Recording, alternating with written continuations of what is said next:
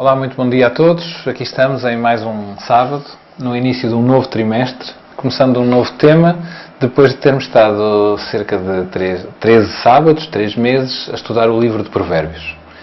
E agora, Israel, começamos um novo tema bastante diferente daquele que estudámos nos sábados anteriores, e vamos para um dos Evangelhos, o Evangelho de Lucas, o terceiro Evangelho dos 4 que abrem o Novo Testamento e que naturalmente nos vai trazer o personagem central de toda a Bíblia, não é?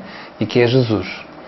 Israel, neste primeiro sábado, nesta primeira introdução que hoje vamos fazer, se calhar nós vamos falar um bocadinho do autor, do contexto e de quem foi este Lucas e por aí fora, para que depois nos próximos sábados consigamos então, passo a passo, ir conhecendo melhor o Evangelho e tudo aquilo que ele traz do personagem. Antes mesmo da lição de Provérbios, a gente já tinha estudado sobre Jesus, né? Seja sobre a ótica da lei de Deus, os ensinos de Jesus. Os ensinos de Jesus, até mais especificamente antes mesmo. E agora retornamos aqui à principal, né? Ao estudo de Jesus, agora sob a ótica de Lucas. E a gente vai ver que é um livro interessantíssimo, um dos evangelhos, o evangelho mais longo, exatamente, com vários detalhes que os outros não trazem, então vai ser bem interessante. Lucas faz parte de um conjunto de 4 evangelhos, não é? E estes 4 evangelhos estão muito longe de serem uma repetição uns dos outros, não é? Mateus é um homem simples. Ele escreve o primeiro Evangelho, segundo os estudos indicam, provavelmente ele foi o único que foi escrito em aramaico, ou seja, a língua que o próprio Jesus falava, a língua que se falava no dia-a-dia, e ele é dirigido especialmente para os judeus. Sim. Então Mateus tem uma preocupação muito grande de mostrar que Jesus é de facto o Messias. Então Mateus dá uma importância muito grande ao cumprimento das profecias, para que os judeus que iriam ler aquele texto se convencessem de que este era aquele de quem as profecias falavam. Jesus enfrentou uma rejeição muito grande da nação, não é? Toda a gente esperava um Messias que os viesse libertar dos romanos, mas este Messias afinal trazia planos que eram muito mais grandiosos, que era a libertação de Satanás. O inimigo era Satanás e não os romanos, não é? Jesus também queria salvar os romanos, não é? Mas para os judeus isso não era uma coisa que fosse muito agradável, porque eles não eram grandes fãs dos romanos, não é? Mas este Deus tinha esta coisa. Ele amava todos os homens, incluindo os romanos. Depois este é o primeiro Evangelho, não é? Depois vem Marcos. E Marcos é um homem diferente de Mateus e que tem uma experiência também diferente. Ele viaja com Paulo, ele percorre o mundo greco-romano e então ele vai escrever o seu Evangelho muito dirigido aos romanos, no fundo, às pessoas com quem ele se esforçou durante muitos anos por evangelizar. O Evangelho de Marcos é o mais pequenino de todos e é aquele que, apesar disso, não é aquele que conta menos histórias, sim. Não é? Mas é aquele que é mais simples. Normalmente, quando alguém quer começar a ler a Bíblia e pergunta para onde é que eu devo começar, há muita gente que aconselha o Evangelho de Marcos. Porque ele é talvez o mais simples para começar a ambientar-se. E depois vem Lucas, que eu não ia falar já dele, mas temos o 4º Evangelho de João, que é o último dos 4 Evangelhos a ser escrito e é também o último livro da Bíblia. Muita gente pensa que é Apocalipse, mas não. O Evangelho de João é o livro que ele escreve em último lugar. Ele é escrito muito próximo do final do século I, mas é um Evangelho também muito, muito, muito, muito especial. João, mais do que qualquer outro discípulo, conseguiu captar a essência do amor de Jesus. Por isso a relação dele com Jesus foi tão próxima, porque talvez de todos os 12 discípulos que eram as pessoas mais próximas de Jesus, havia 3 que dentro desses 12 ainda eram mais próximos, que era Pedro, Tiago e João, e dentro desses 3 que eram os mais próximos, João ainda era aquele que mais íntimo era com Jesus. E é um dos evangelhos que nos traz mais afirmações e confirmações da natureza divina de Cristo. Sim, João. Sim, exatamente. É riquíssimo nesse também. João, ao contrário de Lucas, por exemplo, ele tem poucas parábolas para contar, não tem muitos milagres, embora tenha algumas histórias que só ele conta, mais ninguém, mas João foca muito essa questão. Jesus é Deus. Ele começa assim o seu Evangelho, ele usa muito tempo a relatar as discussões em que este tema da sua divindade estavam em confronto com as ideias dos judeus, não é? E depois ele dedica quase 2/3 do seu Evangelho à última semana de vida de Jesus. Sim. E todos quer Mateus, quer Marcos, quer Lucas, relatam os últimos acontecimentos da vida de Jesus, mas nenhum o faz como João. Não é? É muito interessante até que, por exemplo, o capítulo 17 de João relata a oração de Jesus, e uma oração à qual João não assistiu, porque ele estava a dormir, não é? Naquela noite no Getsemane. Mas mais tarde o Espírito Santo, não é? Transmite-lhe aquilo que naquela noite Jesus até lhe pediu para que ele estivesse ali ao lado dele e orasse com ele, não é? Pronto. Agora Lucas é aquele que tem que nos oferece uma maior diversidade de histórias, de parábolas, e que no fundo nos ajuda mais a perceber coisas às quais os outros não dão muita importância, como por exemplo a infância de Jesus, não é? Todos passam por ela a correr, Lucas não. Lucas dá-nos aqui alguns detalhes, e que nós até podíamos começar por agora falar um pouco, Israel. E talvez também, até pegando a linha que você colocou do foco, né, em termos de público-alvo dos evangelhos, a gente já podemos perceber isso depois também, apontar que se o foco era primeiro para os judeus, depois para os romanos, com Mateus, com Marcos para os romanos,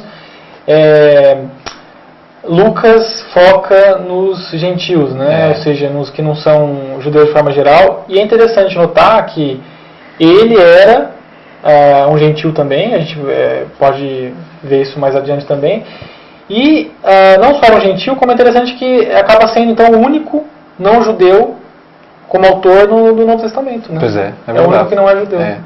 E é engraçado que ele escreve. O Lucas tem um papel muito importante naquilo que é a narrativa histórica da Igreja do primeiro século, porque ele é o autor não só do Evangelho de Lucas, mas ele é autor também de um segundo livro que é muito importante para nós hoje, que é o livro de Atos. Não é?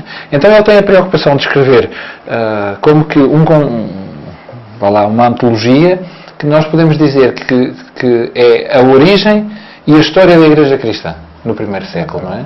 E então, ele como gentil, como tu disseste, e muito bem, ele tem uma preocupação muito grande em pesquisar, em falar com as pessoas que viveram os eventos na primeira pessoa, ou aquelas que os testemunharam, e perceber tudo com muito detalhe. Eu imagino o Lucas a entrevistar as pessoas e a tomar notas de cada uma das coisas. Depois a agarrarem todas as histórias e a ordená-las cronologicamente. E então finalmente começar a redigir. E ele faz isto como uma carta dirigida a uma pessoa, a um outro gentio. Teófilo. A Teófilo, exatamente.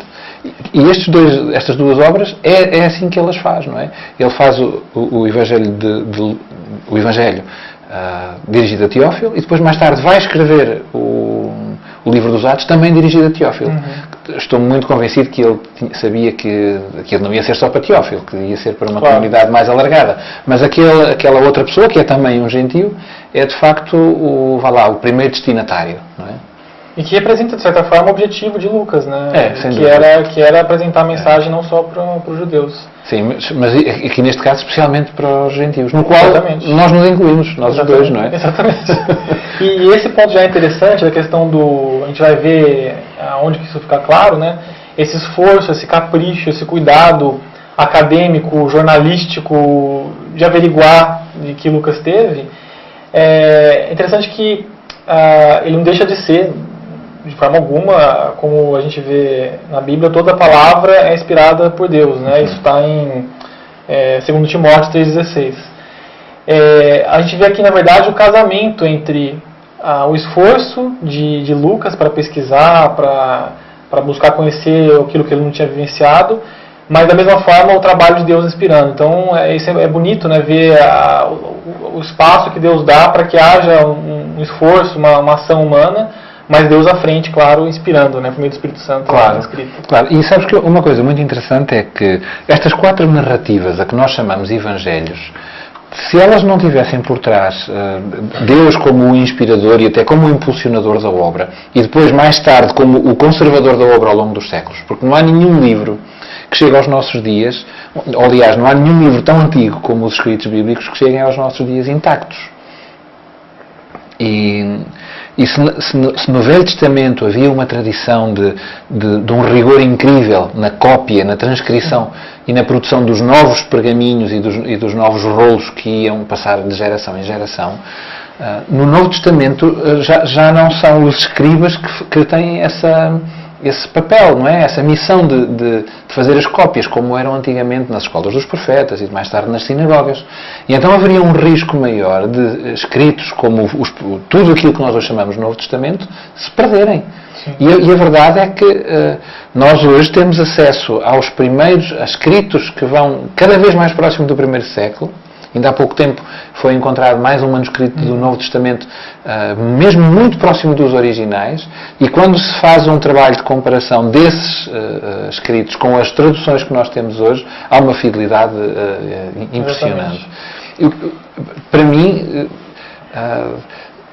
aliás, antes de dizer isto, se nós quisermos comparar a Bíblia com o Corão, nós sabemos que no primeiro século, depois do Corão ter sido escrito, havia em circulação 32 versões diferentes do Corão, mas mesmo muito diferentes entre elas, 32 versões.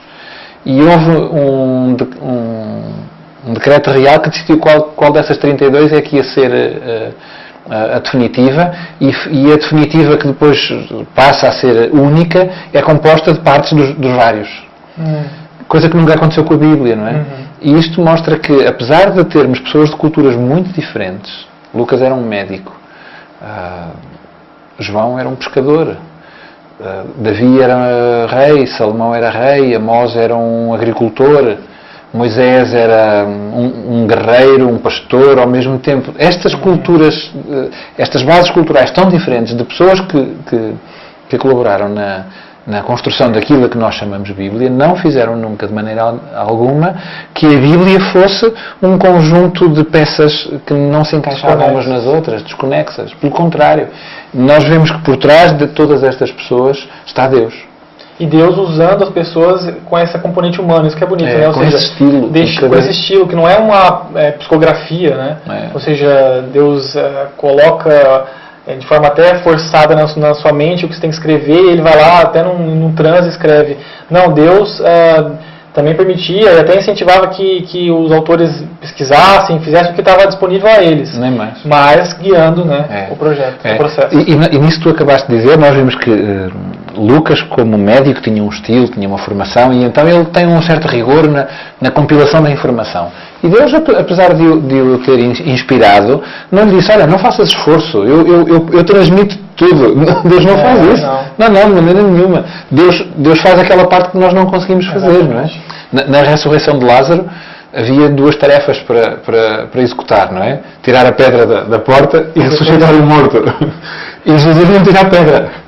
Não, a pedra podia ser tirada das pessoas. Então Jesus, a primeira coisa que ele diz é: tirem a pedra, não é? Pronto, e agora o resto do trabalho, ele pede às pessoas para o fazerem? Não, depois ele com o seu poder, não é? E depois pede de novo para tirar as ataduras. Exatamente. É outra parte humana que eles poderiam fazer. Nem mais, Jesus, se ele conseguiu ressuscitar o morto, era muito mais fácil tirar a pedra e tirar-lhe as ligaduras. Mas não, aqui nós percebemos bem a forma como Deus lida connosco, o que é que Ele espera de nós, não é? Ele espera que eu faça tudo o que eu posso.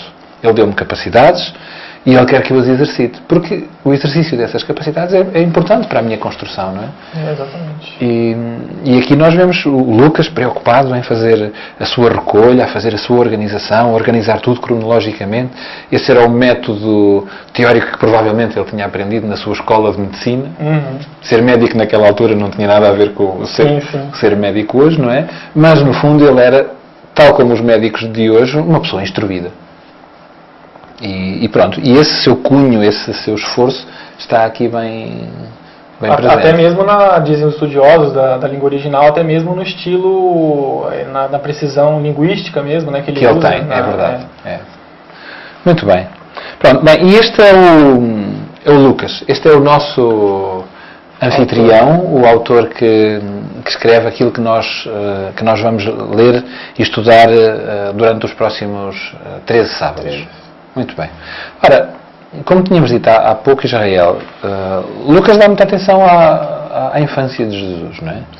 E logo toda aquela primeira parte, ele dá detalhes que mais ninguém dá. O que se passa com Isabel e com Zacarias, pessoas que não eram da família de Jesus, mas que não são propriamente do tema central de Jesus, não é? Mas ele vai aqui juntar, porque havia aqui um outro personagem que tinha uma importância, não achas? E ele vai buscar aqui um conjunto de informação que nos deixa com muito detalhe.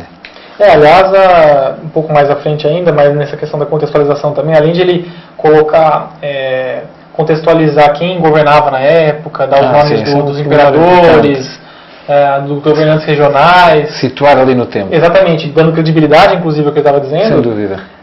Eu acho interessante também que, um pouco mais à frente a gente vai ver, a questão de onde o Messias nasceria. Uhum. É interessante que a gente, se for mais para frente, no próprio Evangelho de Lucas e em outros, muitas vezes, quando Jesus estava no meio do seu ministério, enfim, fazendo milagres, pregando, alguns diziam, não, mas não pode ser ele, porque a profecia não dizia que o Messias viria de Belém, e ele vem de Nazaré, quer dizer, nem conheciam direito a história do próprio Jesus. Então Lucas enfatiza aqui e contextualiza o porquê que não foi em Nazaré, mas foi em Belém, quais as circunstâncias que levaram a que Jesus nascesse em Belém de fato. Porque é muito interessante, porque a profecia de Miqueias diz que será em Belém que o Messias nasce, não é? Mas a verdade é que os pais de Jesus não são belemitas, não são habitantes de Belém, não é? Pelo contrário, Belém é no sul do país e eles moram no norte, na zona da Galileia, onde está Nazaré, não é? E então é muito interessante, ele conta a história e diz que há um decreto do Imperador Augusto que obriga a que todas as pessoas do Império se recenseiem, digam que existem. Então, por todo o Império Romano, naquela altura, os oficiais das legiões levaram a cabo este censo. Então, a lei que Augusto emite diz que as pessoas têm que ir à terra do seu local de nascimento para lá darem o seu nome. Não podiam fazê-lo no sítio onde moravam. E então, é por causa desta lei que José e a sua esposa, Maria, saem de Nazaré e vão fazer uma viagem até à terra de origem de José. Que terra era essa? Belém, nem mais. José era um descendente do rei Davi, ele era da tribo de Judá, e a cidade de Davi era exatamente ali, Belém. Não é? Maria também era uma descendente de Davi, e é por causa desta lei que eles vão de Nazaré até Belém. Provavelmente eles nunca iriam se não fosse esta lei. Ora, a verdade é que 400 e tal anos antes, a profecia é escrita dizendo que é ali naquela cidade que ele vai dizendo. Que é uma cidade pequena, é uma cidade humilde, embora nela tenham nascido personagens muito importantes como o grande rei Davi, mas é ali que o Messias vai nascer. E de facto concretiza-se e há um pormenor esse contexto todo que muitos da própria época ignoravam, né? Não, mas ele vem de Nazaré, como pode ser? Não pode ser ele. Conheciam a própria história de Jesus. Né? Muito bem. Bem, nós, antes de irmos a Jesus, eu propunha-te que nós falássemos um bocadinho daquilo que Lucas também fala sobre os primos de José e de Maria, que é um senhor chamado Zacarias e uma senhora chamada Isabel, que são um casal. Ele é sacerdote, já tem uma longa idade e a dada altura eles recebem uma visita de um anjo. E esse anjo é nada mais nada menos do que o primeiro anjo, Gabriel.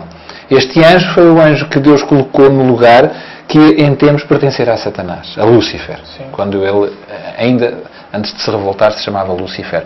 E este anjo, Gabriel, como chefe de toda a hoste de anjos, ele é enviado por Deus para desempenhar tarefas de grande importância. E então ele vem ter ao templo, numa altura em que Zacarias está a oficiar, há um dia em que ele deve ir ao lugar santo, dentro do ritual do santuário, todos os dias havia no sacrifício da tarde, um momento em que o santuário entrava no lugar santo e aspergia sobre o altar do incenso um bocadinho do sangue do sacrifício. Sim. E naquele dia era Zacarias. Quando um sacerdote entrava no lugar santo, havia sempre, para quem estava no templo, era um momento solene, porque Deus habitava ali e havia sempre ali algum risco, não é? E então... É por isso, aliás, desculpa, que os sacerdotes levavam nas vestes deles, isso a gente vê lá no Antigo Testamento, umas campainhas, para ver se estava tudo bem. Exato. Né? E sabes que havia um dia no ano, que era o dia do Yom Kippur, em que o sacerdote não só ia ao lugar santo, mas atravessava para o lugar santíssimo. É verdade que no tempo de Jesus a Arca da Aliança já não estava ali. No entanto, a cerimónia do Yom Kippur, em que o sumo sacerdote, neste caso, entrava no lugar santíssimo, acontecia. E nesse dia, o sumo sacerdote não só levava as campainhas, mas levava uma corda atada à cintura. Porque havia sempre um risco por haver alguma impureza, Deus não aceitar aquela pessoa na sua presença e ela morrer. E então como é que se resolveria o problema? Não poderia ninguém entrar lá, então... Então a corda serviria para puxar se por acaso o sumo sacerdote morresse. Nós não temos na história nenhum relato de que isso alguma vez tenha acontecido, não é? E por isso não sabemos se alguma vez a corda tenha sido necessária, mas que a usavam. Mas neste dia, Zacarias entra no lugar santo e, para grande espanto dele, o lugar santo não estava vazio. Além das 3 peças de mobiliário que ele encontra, à esquerda o menorá, o candelabro, à direita a mesa dos pães e em frente o altar, há um personagem que está ao lado do altar. E essa é uma coisa completamente inesperada. Quem era que ali estava? O que é que ele tinha para lhe dizer, Israel? Esse anjo, né? Que você citou há pouco. E vinha dar uma mensagem muito inesperada, que lembra inclusive a mensagem que Deus deu para Abraão. Para Abraão, não é? Ou seja, um casal uma idade avançada já, que não teria naturalmente mais filhos. E aí o anjo dá essa promessa dizendo que Zacarias, em determinado tempo, teria um filho que teria uma missão muito importante de preparar o caminho para o Messias, né? E aí Zacarias gostou da corda, mas ele quase não acreditou muito, né? E não ajuda a forma como Deus esperava que ele agisse. É engraçado, porque ele de facto diz, mas eu já sou velha, a minha mulher é velha, como é que uma coisa dessas é possível? E a resposta de Gabriel, eu acho que ela também é inesperada. Eu acho que Gabriel fica um bocado, como direi, não sei a palavra certa, mas ele fica um bocado admirado por ele, Gabriel, não é? O primeiro anjo logo abaixo de Deus, vir ali com uma missão e ele duvidar. Mas o que é isto? Então diz-lhe, olha, bem, tu não acreditas, então ficas a saber. Até o dia em que a profecia se cumprir, tu não vais dizer mais uma palavra. Vais ficar mudo. Eu acho que Zacarias deve ter aprendido da forma mais difícil, mais dura, que devia confiar naquilo que Deus lhe diz, não é? Então ele sai dali ele demora muito tempo. Pelos vistos, esta conversa não foram 3, 4 linhas como nós a lemos no Evangelho de Lucas. O homem já preocupado lá fora. Exato, já preocupado. Provavelmente não havia campainhas. Ele estava parado, não se ouvia campainhas, o que é que se passa? E agora, quem aqui vai buscar, não é? Porque aqui ele não levava corda. E a verdade é que toda a gente está preocupada cá fora e ele ali dentro à conversa, não é? Entretanto, a conversa a dada altura acaba, até porque ele fica mudo, não é? E então ele sai e provavelmente as pessoas perguntam-lhe, o que é que aconteceu? E agora? Zacarias não consegue dizer uma palavra. Bem, Zacarias, como judeu e como todos os judeus, sabia escrever. E então o que ele faz é, ele vai escrever coisas e vai relatar o que se passou, não é? Então ele vai dizer que viu um anjo, que falou com ele, e pronto. Terminado o turno dele, ele volta para casa e fala com a mulher. A verdade é que aquilo que Gabriel disse que iria acontecer, aconteceu mesmo. E Isabel vem a engravidar e a ter um filho, que se vai chamar João Batista. E este profeta, a quem Jesus disse o maior dentre os profetas, mas o menor no reino dos céus, difícil de pôr lado a lado estas duas afirmações de Jesus, mas elas têm de certeza um significado profundo. E não só maiores profetas, como dos nascidos de mulher, ou seja, de qualquer ser humano que já passou pela Terra. Exatamente. Vai desempenhar um papel fundamental para despertar a nação. Sim. Eu acho que aqui há uma coisa muito importante, que é, nós estamos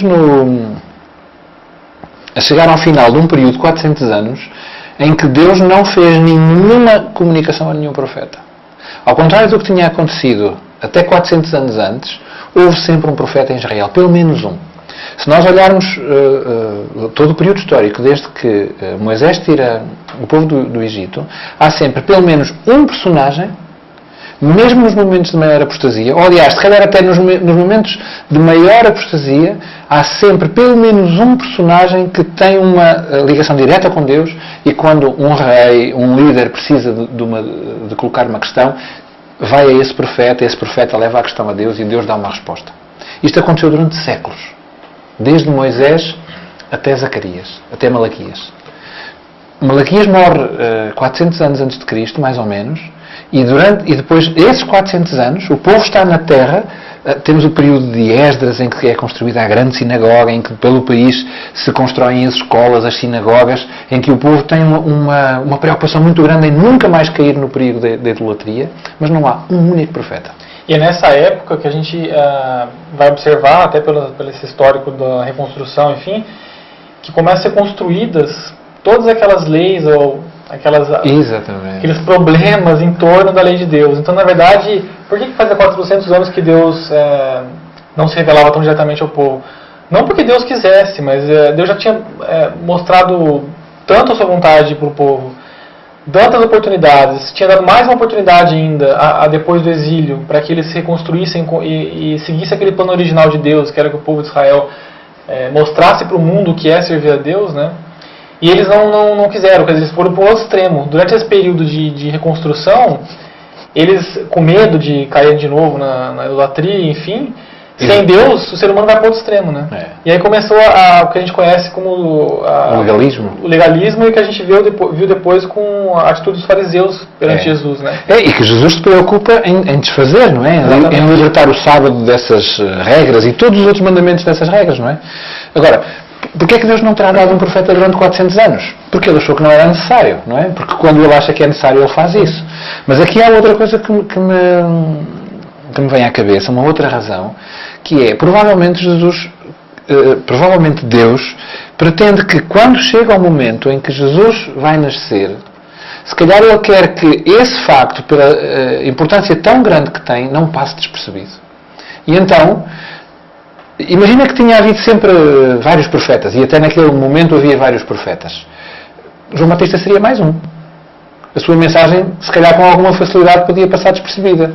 Mas não. Quando João Batista surge e começa a fazer as suas pregações, ele é o profeta. Há 400 anos que não havia um. Então, destacado. Exatamente. Ele ganha um destaque grande, estabelece um contraste com tudo o que havia antes e atrai a ele toda a nação. Eu penso que Deus ele vai adaptando as ações, adaptando as estratégias à medida da reação humana, né? Eu acredito que se o povo de Israel tivesse, se a gente imaginar, né, mesmo depois do exílio, vamos supor que Israel tivesse falhado várias vezes, mas após o exílio o povo de Israel tivesse de fato seguido a Deus, não tivesse ido para o outro extremo, né, de desequilíbrios aí, como seria a vinda de Jesus? Ou seja, um povo que estaria do lado de Deus, estaria cada vez crescendo mais, como era plano de Deus, em termos de conquistas territoriais até, mas conquistas principalmente no sentido de mostrar que Deus serviu, influência mesmo política e religiosa, enfim. Isso a gente vê várias profecias condicionais que apontavam para isso, né? Como os outros povos iriam adorar o Deus de Israel junto com eles, enfim. Se Israel tivesse nessa sequência positiva, não negativa como foi, Jesus viria aguardado, né? Ou seja, Jesus estaria sendo aguardado. Eu acho interessante mostrar isso, ou fazer um paralelo com os nossos dias, porque hoje nós também aguardamos a segunda vinda de Jesus, né? E se nós estivéssemos muito perto de Deus, esse senso era maior e, enfim, a gente estaria a todo momento, não como as virgens que dormiram, né? Mas estaríamos despertos. Mas Deus é tão bom que mesmo o povo de Israel não tendo seguido essa linha e tendo se desviado, tendo ido para o outro extremo, Deus quis chamar atenção para que, mais uma vez, né, eles pudessem ter a chance de aceitar Jesus. Hoje também, a gente tem sinais. Deus deixou sinais para mostrarem claros quando seria a segunda vinda. E aqui não seria, na verdade, sinais para o próprio nascimento de Jesus, mas sinais para o início do ministério. Né? Que enquanto Jesus já tinha nascido e estava crescendo, João estava apontando... Mas é Israel, sabes que, enquanto que da segunda vinda, o próprio Jesus disse, o dia e a hora ninguém sabe. Sim, aqui Jesus já tinha nascido. A primeira não. Sim. Para a primeira, mesmo para o nascimento, Deus tinha dado profecias cronológicas que diziam, nesta altura o Messias vai nascer.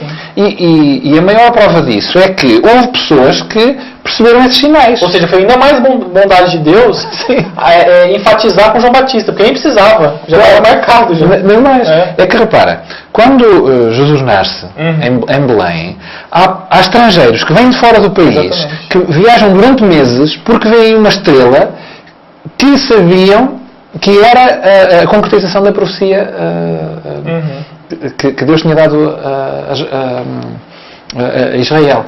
E essa estrela levanta-se, eles sabem que aquilo não é uma estrela normal, eles são astrónomos, eles percebem que há uma estrela polar e durante a noite todas as estrelas rodam em torno dela, porque no fundo a estrela polar está alinhada com o eixo da Terra e a Terra ao rodar faz este movimento aparente das estrelas. Agora acontece que aquela estrela que eles viam ali à noite, não acontecia isso, todas rodavam menos aquela. E então estes homens, a que nós chamamos reis magos, olhando para aquela estrela, dizem, que é isto? Coisa é esta que aqui aparece? E então começam a tentar estudar o que é aquilo e vão dar às profecias. E então eles saem, agarram em ouro, em incenso e mirra e fazem meses e meses de viagem para virem a Israel. E quando chegam a Israel, eles esperam encontrar um país em festa, um país que está à espera do seu grande rei, que é aguardado há séculos, não é?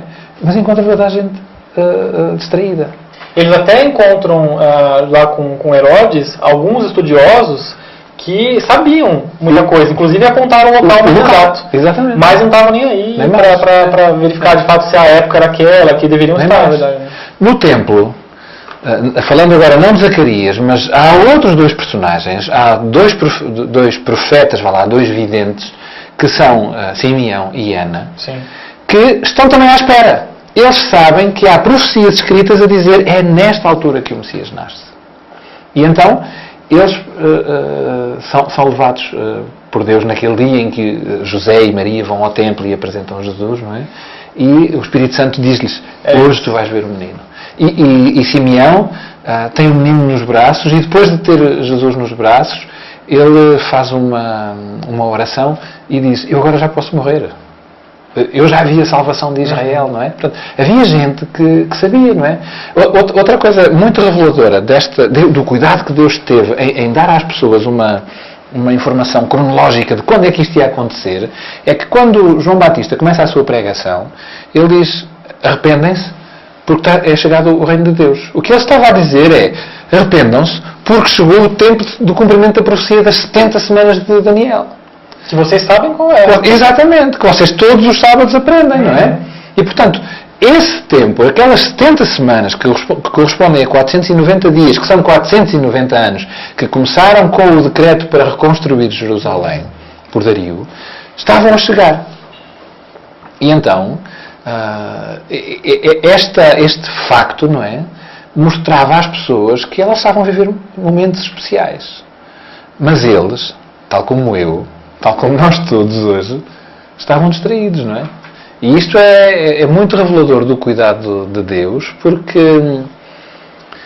Ele vai muito mais longe do que aquilo que seria necessário para que nós não descarrilemos, para que nós não saiamos do caminho e estejamos atentos. Exatamente. Bastava a data, a profecia. Não, ainda fez questão de enfatizar e de chamar e de clamar com a voz do deserto que clama que era João Batista. Nem mesmo mais, assim, nem mais. muitos não aceitaram. No nascimento nós vamos ver Simeão, Ana, um grupo de magos que a tradição diz que eram 3, mas que porque trouxeram 3 prendas, ouro, incenso e mirra, mas nós não sabemos se eram 3, se eram 7. Provavelmente vinham com um séquito grande, uma comitiva, não é? Provavelmente até com soldados a protegê-los. A viagem foi longa, havia a possibilidade de serem assaltados, etc. Era de certeza uma comitiva grande. E tens os pastores, que na noite do nascimento de Jesus, eles próprios são informados pelos anjos. Porquê? Porque eles sabiam também. Eles conversavam à noite: quando será? Está quase, o tempo está a chegar. E porque Deus sabia que eles tinham no seu coração essa esperança de que está a chegar o momento, então Deus nos deixou... Aliás, havia uma expectativa também entre as mulheres, né? Para saber quem que seria a escolhida para gerar o profeta. Exatamente. Mas o que estamos a falar é de um grupo pequeníssimo, não é? De pessoas, não é? Que ligou tudo isso e esperou de fato. É verdade. Pronto. Depois, mais tarde, não é? Quando João começa a sua pregação, bem, ele é alguém que vai pôr aquela nação em ebulição, porque a verdade é que ele tem um discurso tão poderoso que ele vai atrair a ele muita gente. Havia uma cerimónia, que era a cerimónia do batismo, que não era destinada aos judeus. O batismo era destinado aos prosélitos. Quem eram os prosélitos? Eram os gentios que, não pertencendo ao povo de Israel, tinham convertido a sua vida a Deus e queriam começar a viver tal como os judeus viviam, ou seja, servindo a Deus, cumprindo as leis de Deus. E então, para isso, tinham que passar por uma cerimónia. E essa cerimónia era a do batismo, em que as pessoas eram submersas na água e, ao saírem da água, aquilo era considerado um novo nascimento. Repara que o discurso de João é tão poderoso, que ele consegue fazer com que milhares e milhares de pessoas, judeus, não gentios, mas judeus, passem pela experiência dos gentios. Ou seja, ele leva as pessoas a compreenderem de facto que eram pecadores, como os gentios que adoravam Baal, etc., e a passarem pela cerimónia do arrependimento e de um novo nascimento. E, portanto, o discurso de João, para ter conseguido isto na nação, ele foi, de facto, muito eficaz. E toda a gente vai a João e toda a gente é atraída por ele. E a dada altura João começa a focar a direção das pessoas, a atenção das pessoas para esse outro personagem que viria a seguir a ele, e esse sim era importante e não ele. Exatamente. Que é o Jesus, e inclusive no contexto aqui de anúncio, né? Jesus na verdade já estava prestes a começar o seu ministério, já estava por volta dos 30 anos, né? E cresceu praticamente junto, com diferença de 6 meses, né? Eram 6 meses de diferença? João Batista. Mas é interessante que a resposta de Gabriel aqui para Maria é um pouco parecida, né? Na verdade, sim, Maria não duvidou da mesma forma que Zacarias. Não, pelo contrário. Pelo contrário, mas ela perguntou, na verdade, como seria possível que fosse como eu estava dizendo que seria, ou seja, que ela gerasse um filho sem ter tido relação com homem nenhum, né? Sendo virgem. E aí é muito interessante o que Gabriel diz: para Deus nada é possível. E eu, quando recordei esse trecho aqui, me lembrei do que o próprio Jesus disse a respeito também de não ser nada possível no episódio do jovem rico, né? Porque muitos conhecem também, quando veio um jovem dizer a Jesus que era preciso para ser salvo, enfim.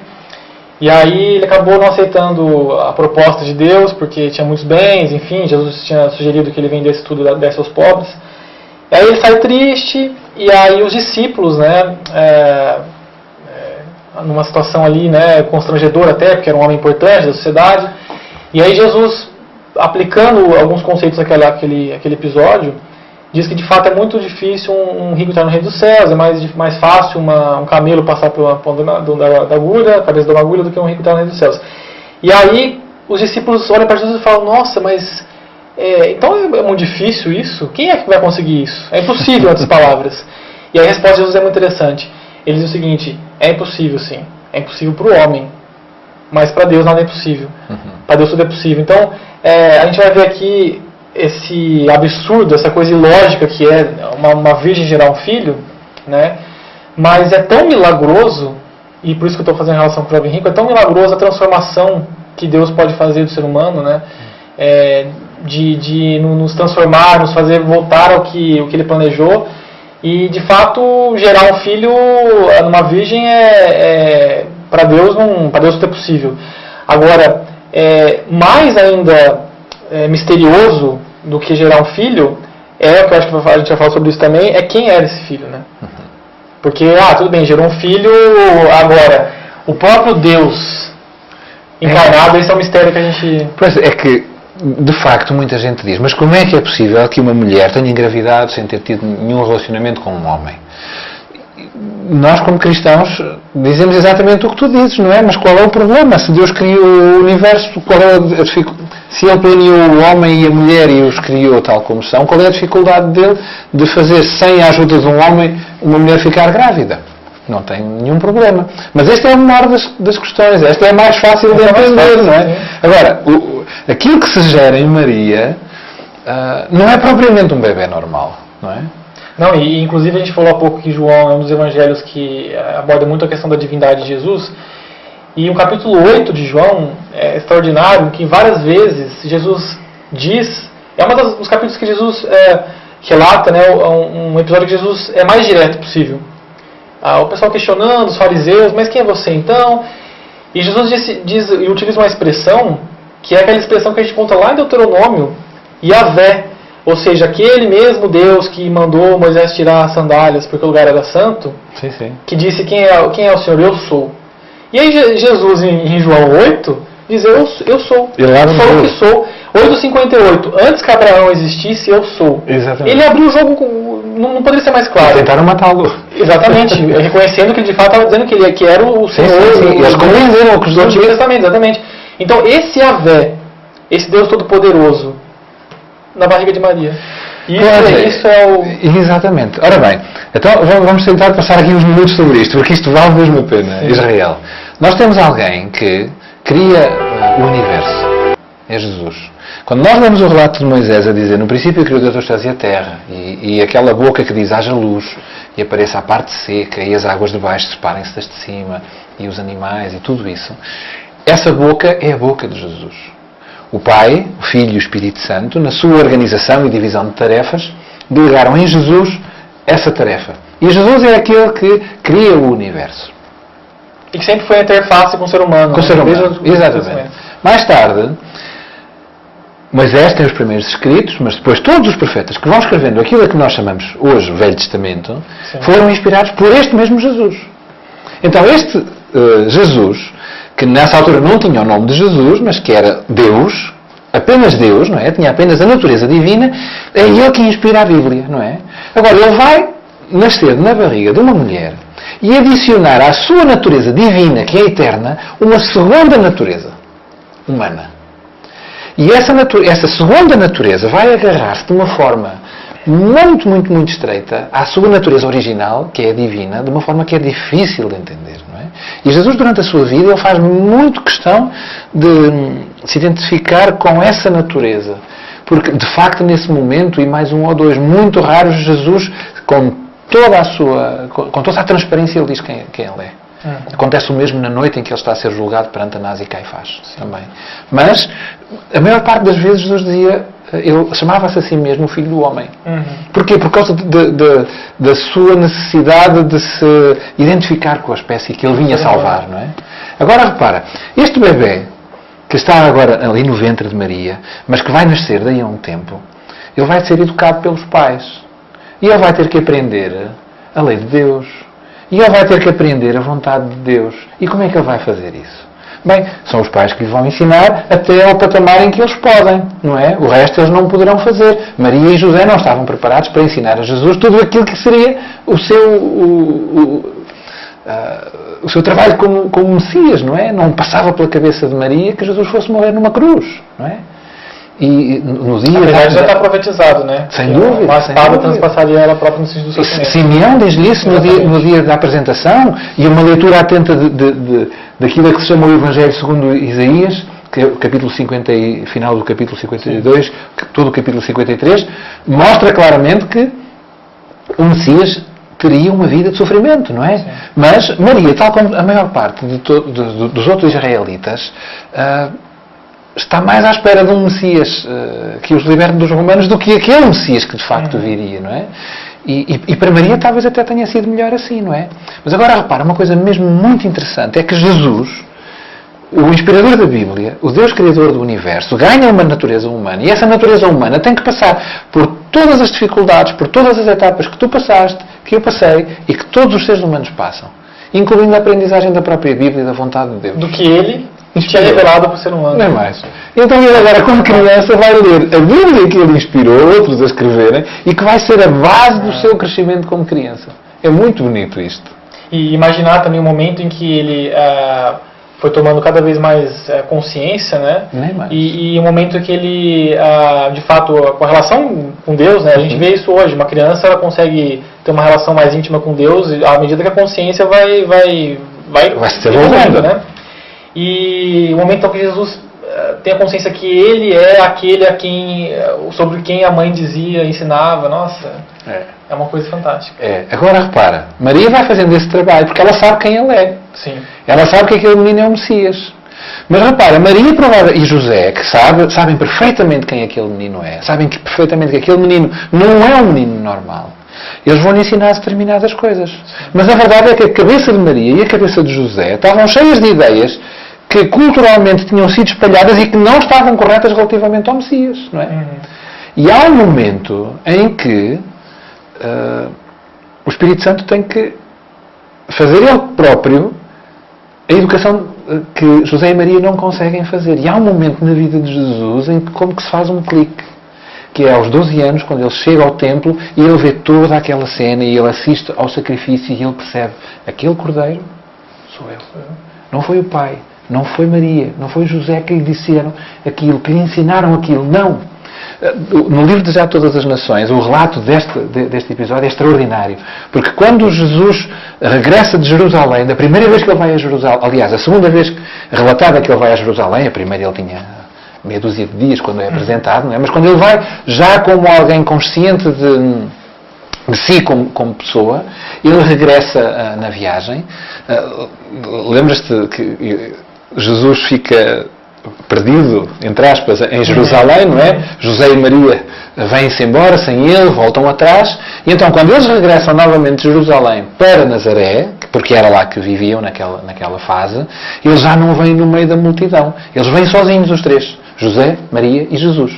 E durante todo esse caminho, Jesus vem a pensar profundamente naquilo que ele tinha acabado de aprender, naquilo que o Espírito Santo tinha acabado de lhe ensinar. Ou seja, ele parte das bases que a mãe lhe ensina, ele estuda as profecias de uma forma ávida e, naquele dia, começa-se a fazer luz.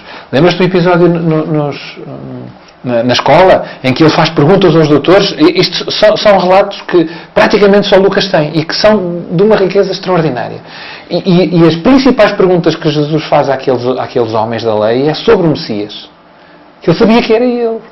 Mas ele não sabia qual era exatamente o papel dele ainda. Então ele pergunta, mas o que é que ele vem fazer? Ele vem reinar.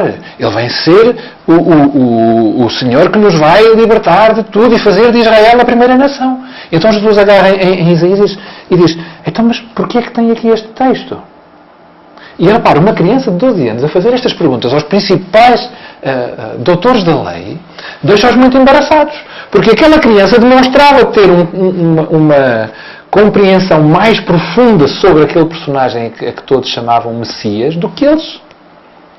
Pois é claro que havia ali crianças que não tinham uma base sólida. E é aquela criança que ali, buscando naqueles doutores, naqueles professores, coisas que os pais também provavelmente não tinham ainda sabido explicar, é esse menino que sai dali com uma visão diferente porque o Espírito Santo lhe dá. E é um momento também, a partir desse momento, aliás, que Jesus começa a, não diria se separar, mas começa a sentir que a missão dele, né, que é salvar o ser humano, e com esse lado divino, né, que ele carregava, não podia mais, não podia ser afetado ou atrapalhado pelas relações humanas. Então, claro que foi uma honra maravilhosa para Maria ser mãe de Jesus, para os irmãos de Jesus serem irmãos de Jesus. Mas os irmãos, muitas vezes, tentavam até atrapalhar. A gente estudou já o Tiago, como que foi. Durante a infância. Exatamente. Então, em Lucas mesmo, 11, a gente vê que alguém dizendo, mas bem-aventurada aquela que carregou o Messias no ventre. E aí Jesus responde o quê? Bem-aventurado é todo aquele que me obedece. Ou seja, não estava fazendo desfeita para a própria mãe, de forma alguma. Mas a missão em prol de toda a humanidade não poderia ser restrita ou vinculada aos laços humanos que ele tinha, por amor a todos os seres humanos. É verdade. E de forma também só para fechar essa questão, de forma também a não distorcer o papel de Maria, que a gente infelizmente vê hoje em dia. Que acabou por ser distorcido. A verdade é que tu estás a chamar a atenção para uma coisa muito própria dos judeus, que é a questão do estatuto, não é? Sim. Maria ganharia para eles um estatuto, porque aquela coisa que tu disseste, não é? Que as mulheres falavam entre elas, quem será a escolhida, não é? E Maria foi a escolhida. Isso podia fazer dela alguém que recebesse destaque. Ora, Maria era de facto uma mulher piedosa, uma mulher extraordinária, por isso foi escolhida, não é? No entanto, a verdade é que isso não fazia dela ninguém especial. Todas as atenções deviam ser levadas a Jesus. Carecedora da salvação, exato, como todos os outros. No capítulo 8 de João, que tu falaste há pouco, antes dessa parte final da conversa, há também a questão dos filhos de Abraão. Nós somos filhos de Abraão, e Jesus diz, mas até destas pedras Deus pode fazer filhos de Abraão. Que importância tem isso, não é? Não é o estatuto de ser filho de Abraão, ou dela ter carregado no ventre o Messias, que faz destas pessoas diferentes. Não, não. Todos eles são pecadores, todos eles necessitados da salvação. Eu, como Salvador da humanidade, eu sim mereço ser o centro, porque Jesus era a solução para os problemas, não só daquela geração, mas de toda a humanidade, a que tinha vivido antes e da que veio a seguir, incluindo nós hoje. Não é? E esse momento do templo é como ele começa a fazer essa separação, digamos assim, porque a resposta que ele dá para os pais é nesse sentido também. Estou tratando de negócios do meu pai. Ali, naquele episódio faz-se um clique, não é? E é muito interessante, eu não sei se tu sabes isto, Israel, mas os escritos da organização judaica têm, que chegaram aos nossos dias, têm a lista dos professores que ao longo dos anos, antes de Jesus e depois de Jesus, lecionaram na escola do templo. Era a principal escola da nação. E naquele período específico, havia dois nomes que estavam inscritos entre a lista de professores do templo. Um chamava-se Nicodemos e o outro chamava-se José, o de Arimateia. E então, já tivessem depois... Provavelmente eram dois dos que estavam ali e com aquela criança à frente deles, de 12 anos, a fazer-lhes perguntas difíceis e aquela criança já não lhes sai da cabeça. Lucas e Marcos e Mateus e João não voltam a falar da nova ida de Jesus ao templo. Mas nós sabemos que aos 13, aos 14, aos 15, aos 16, aos 17 e até aos 30, Jesus, como todo o bom judeu, todos os anos foi na Páscoa. E de certeza que Jesus todos os anos foi àquela escola e procurou aqueles professores e procurou aprofundar o seu conhecimento daquilo que ele era. E a partir de determinado momento, não só, com certeza, com o amor de Deus, né? Sim, sim. Ele sendo Deus, não só procurar compreender algumas coisas, mas, de determinado momento, tentar convencer. Isso. E tentar chamar a atenção dos estudiosos. Exato, Jesus não começa o seu ministério aos 30. Ele começa publicamente a dizer quem ele é. Sim. Mas a verdade é que ele sempre foi alguém que, desde que começa a ter consciência de si mesmo, trabalha para o bem de todos, desde criança, não é?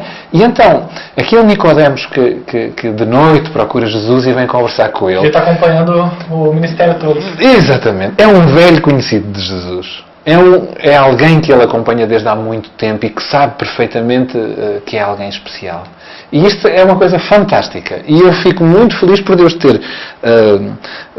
pedido a Lucas que escrevesse estas coisas, porque elas revelam-nos um conjunto de coisas sobre Jesus que não temos nos outros três. E isto faz de Lucas um evangelho muito, muito, muito, muito especial. Com certeza. Olha, Israel, nós estamos aqui a conversar, parece que ainda vamos aqui mais ou menos a um terço da conversa. A verdade é que temos cerca de 1 minuto e meio para terminar. Há aqui uma coisinha que eu gostava de chamar a atenção, muito interessante, que é, Jesus nasce numa família muito pobre, das mais pobres de Israel. Nasce numa manjedoura. Ele, quando é apresentado no templo, os pais dão a oferta que os pobres davam, 2 rolas em vez de dar um cordeiro. E são, de facto, gente muito, muito pobre. Nós sabemos que ele não é instruído na sinagoga, A sua mãe instrui em casa. Aos 12 anos, os doutores perguntavam, mas como é que ele sabe estas coisas se nunca as aprendeu? Nunca as aprendeu porque não ia à escola de Nazaré. Mas Jesus sabia de cor até as Escrituras. E a minha pergunta é, como é que Jesus, não tendo acesso à escola, tem acesso à Bíblia? Porque só os mais ricos de todos é que têm uma cópia em sua casa da Bíblia, que naquele tempo resumia só o Velho Testamento, não é?